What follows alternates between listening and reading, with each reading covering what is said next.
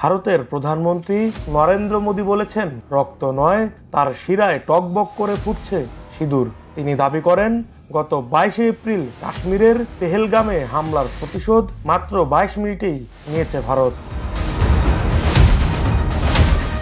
ভারত সন্ত্রাসবাদের বিরুদ্ধে ঐক্যবদ্ধ বলেও দাবি করেন তিনি।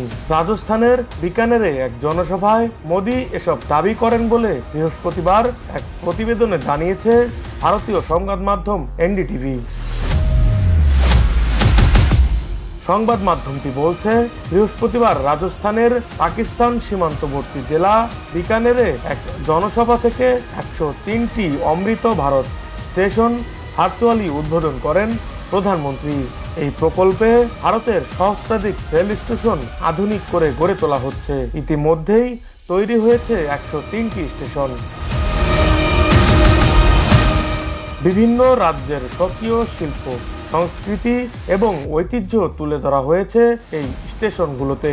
সেখানেই কথা প্রসঙ্গে উঠে আসে পেহেলগাম হামলা এবং অপারেশন সিঁদুরের কথাও। মোদী দাবি করেন, যারা ভারতের মা বোনদের মাথার সিঁদুর মুছে দেওয়ার চেষ্টা করেছিল তাদের মোক্ষম জবাব দেওয়া হয়েছে।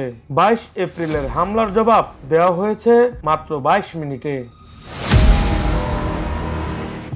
মোদী দাবি করেন, গোটা দেশ ও বিশ্বের শত্রুরা দেখেছে যখন সিঁদুর বারুদের মতো জ্বলে ওঠে তখন কি হয়। মোদী দাবি করেন, ভারত সন্ত্রাসবাদের বিরুদ্ধে ঐক্যবদ্ধ। পেহেলগামে গুলি চললেও আঘাত লেগেছে 140 কোটির হৃদয়ে। আমরা সন্ত্রাসের হৃদয়ে আঘাত করেছি। সরকার সেনাবাহিনীকে পূর্ণ স্বাধীনতা দিয়েছে, আর ভারতীয় বাহিনী পাকিস্তানকে মাটিতে নামিয়ে এনেছে।